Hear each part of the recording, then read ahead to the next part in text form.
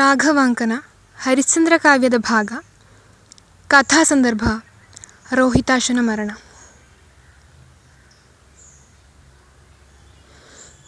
ವಿಷದ ಹೊಗೆಯೊಯ್ದು ಹಸುರಾದ ಮೈ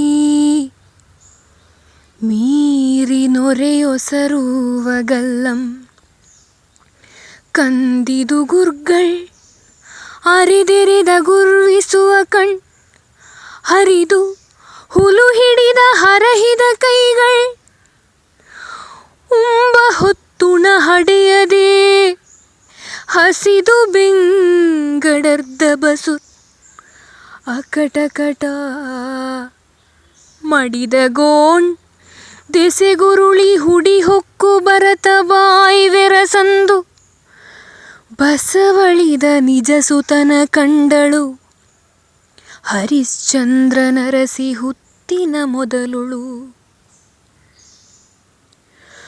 ಕಂಡ ಕಾಣ್ಕೆಯೊಳು ಶಿವ ಶಿವ ನಿಂದ ನಿಲವಿನಲಿ ದಿಂಡುಗೆಡೆದಳು ಮೇಲೆ ಹೊರಳಿದಳು ಬಿಗಿದಪ್ಪಿಕೊಂಡು ಹೊಟ್ಟೆಯನು ಹೊಸೆ ಹೊಸೆದು ಮೋರೆಯ ಮೇಲೆ ಮೋರೆ ಇಟ್ಟೋವದೊರಲಿ ಮುಂಡಾಡಿ ಮುದ್ದುಗೈದು ಓರಂತೆ ಕರೆದಂಡಲೆದು ಲಲ್ಲೆಗರೆದತ್ತತ್ತು ಬಲವಳಿದು ಬೆಂಡಾಗಿ ಜೀವವಿಕ್ಕೆಂಬಾಸೆಯಿಂ ತೇಂಕುದಾಣಂಗಳಂ ಬಗೆದಳು.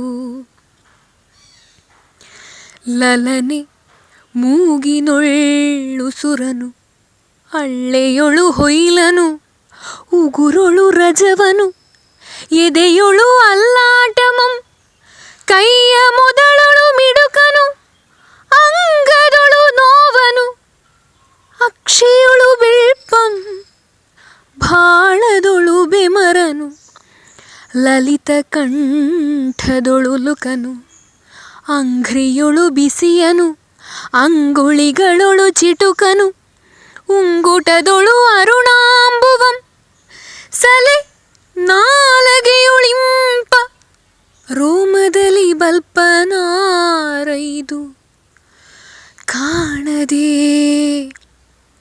ನೊಂದಳು. ಹಡೆದೊಡಲು ಹುಡಿಯಾಯ್ತು ಮಗನೇ ಮಗನುಂಟೆಂದು ಕಡಗೆ ಹೆಚ್ಚುವ ಮನಂ ಹೊತ್ತೆ ಹೊಗೆಯಿತ್ತು ಬಿಡದಡರಿ ನಿಟ್ಟಿಸಿ ನಲಿವ ದಿಟ್ಟಿ ಕೆಟ್ಟುದು ಸೋಂಕಿ ಪುಳಕಿಸುವ ಕರಣಗಳು ಕಡಿವಡೆದುವು ಒಸೆದು ಹೆಸರ್ಗುಳು ತಿಪ್ಪ ನಾಲಗೆಯ ಕುಡಿ ಮುರುಟಿತು ಒಮ್ಮೊಮ್ಮೆ ನುಡಿಯ ನಾಲಿಪ ಕಿವಿಯ ಹಡಿಗೆತ್ತುದು ಎಲೆ ಕಂದ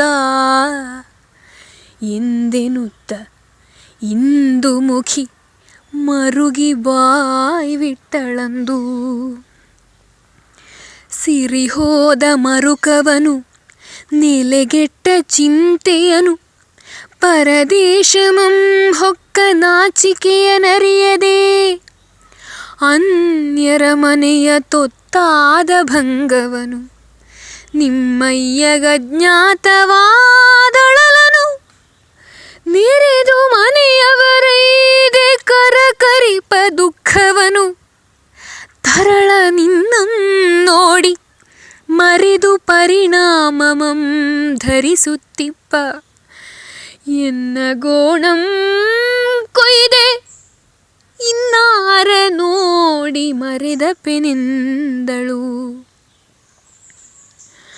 ಅತಿ ಲಜ್ಜೆಗೆಟ್ಟನ್ಯರಾಳಾಗಿ ದುಡಿದು ಧಾವತಿಗೊಂಡು ಧನವನಾರ್ಜಿಸಿ ಹರಿಶ್ಚಂದ್ರ ಭೂಪತಿ ನಮ್ಮ ಬಿಡಿಸುವಾರ್ಥದ ಮೋಹದಿಂ ಹಸಿವು ನಿದ್ದೆಯಂ ತೊರೆದು ಬಂದು ಸುತನ ಕರೆ ಎಂದಡೆ ಏನೆಂಬೆ ಆವುದ ತೋರಿ ಪತಿಯ ಮರುಕವನು ಮರೆಯಿಸುವೆನು ಉಗ್ರಾಹಿಗಾಹುತಿಯಾದನೆಂದು ಪೇಳ್ವೆನೆ ಎನ್ನ ಕಂದ ಇಂದಿಂದು ಮುಖಿ ಬಾಯ್ ಬಿಟ್ಟಳು.